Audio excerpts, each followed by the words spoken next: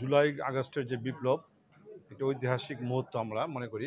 একটা অসম্ভবকে সম্ভব হয়েছে, যেটা মানুষের আশা প্রত্যাশা ছিল দীর্ঘদিনই। 111-এর মধ্য দিয়ে বাংলাদেশের গণতান্ত্রিক অবস্থাকে নষ্ট করার জন্য একটা চক্রান্ত হয়েছে। সেই থেকে কিন্তু একটা মানুষ সব থেকে গণতান্ত্রিক অবস্থায় কিন্তু আমরা বিনষ্ট হতে দেখেছি।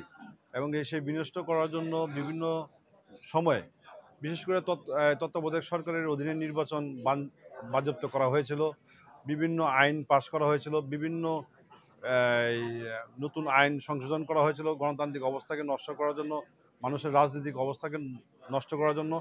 এর মধ্যে দিয়ে কিন্তু মানুষ প্রতিবাদ মুখর হয়েছিল এবং আমরা কিন্তু বিভিন্ন সময় দেখেছি বিভিন্ন প্রতিবাদ করতে যাই। হেফাজতকে দেখেছি, হেফাজত ইসলামের নামে তারা প্রতিবাদ করেছে, সেখানে রক্তাক্ত হয়েছে। ছাত্ররা নিরাপদ সড়কের দাবিতে আন্দোলন করেছে, তারা রক্তাক্ত হয়েছে। বুদ্ধিজীবীরা আন্দোলন করেছে, তারা অপমানিত হয়েছে, লাঞ্ছিত হয়েছে। সাংবাদিকরা অপমানে অপদস্থ হয়েছে। আমরা রাজনৈতিক কর্মীরা তো প্রতিনিয়ত চেষ্টাই করেছি যে মানুষের ভোটের অধিকার ফিরে আসুক, গণতান্ত্রিক অবস্থায় ফিরে আসুক। আমরা প্রতিনিয়তই চেষ্টা করেছি। বিশেষ করে আমাদের দেশনেত্রী বেগম খালেদা জিয়া, এই আন্দোলনের মূল আদর্শ কিন্তু বেগম খালেদা জিয়া। উনি প্রথম থেকে কিন্তু তার একটা বক্তব্য ছিল যে দেশ বাঁচাও মানুষ বাঁচাও। যখন নির্বাচন নিয়ে সবাই ব্যস্ত, তিনি কিন্তু তার স্লোগান ছিল এটা, যে দেশ বাঁচাও মানুষ বাঁচাও। সেই স্লোগানকে ধারণ করে কিন্তু তিনি আপোষ করেননি, তিনি কিন্তু প্রতিবাদ করেছেন। তাকে নির্যাতন করা হয়েছে, তাকে গ্রেপ্তার করা হয়েছে, তাকে বিভিন্ন মিটিংয়ে না যেতে পারে সেজন্য বালুর ট্রাক দিয়ে আটকে রাখা হয়েছে। তার পার্টি অফিসে, আমাদের কেন্দ্রীয় পার্টি অফিসে বিভিন্ন সময় হামলা করা হয়েছে, তার বাসা থেকে উচ্ছেদ করা হয়েছে। বিএনপির প্রায় 700 নেতাকর্মীকে গুম করা হয়েছে, প্রায় ৪৫ লক্ষ নেতাকর্মীর বিরুদ্ধে মামলা হয়েছে।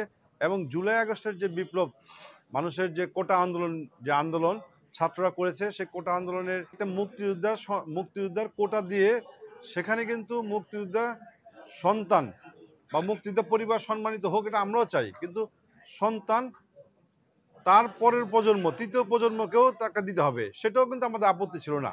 কিন্তু এই মুক্তিযোদ্ধা যে তালিকাটা হয়েছে, সেটা কিন্তু দলীয় দৃষ্টিভঙ্গিতে, প্রকৃত মুক্তিযোদ্ধা কিন্তু ছিল না। আমরা যদি ইতিহাস পর্যালোচনা করি, ৭১-এর যুদ্ধের সময় কিন্তু আমাদের নেতা জনাব শহীদ প্রেসিডেন্ট জিয়া রহমান, ওনার কিন্তু দায়িত্ব ছিল না।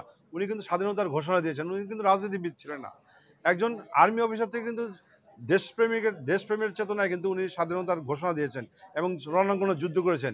কিন্তু তৎকালীন যারা রাজনীতিবিদ ছিল, তারা কিন্তু দেশ ত্যাগ করে দেশের বাইরে ছিলেন। পরবর্তীতে স্বাধীনতা পরবর্তীতে তারা মুক্তিযোদ্ধা সনদ দিয়েছে বিভিন্নভাবে, দলীয় প্যাডে তাদেরকে দেওয়া হয়েছে। এবং এখনও যারা মুক্তিযোদ্ধা সনদের নামে আছে, তারা কিন্তু আমার মনে হয় যে 80% কিন্তু এটা ভুয়া মুক্তিযোদ্ধা। সেইটা বিবেচনা করে আজকে যে সারা বাংলাদেশে বিভিন্ন জায়গায় তাদেরকে কোটা ভিত্তিক করা হয়েছে, সেইটার কিন্তু আন্দোলন হয়েছে। সেখানে কিন্তু আমরা ছাত্রদের পাশে ছিলাম এবং জুলাই বিপ্লবের মধ্যে দিয়ে কিন্তু প্রায় ১৬০০ শিশু, শ্রমিক, ছাত্র এবং সাধারণ মানুষ মারা গেছে। প্রায় ২৫,০০০ মানুষ আছে পঙ্গু অবস্থায় আছে।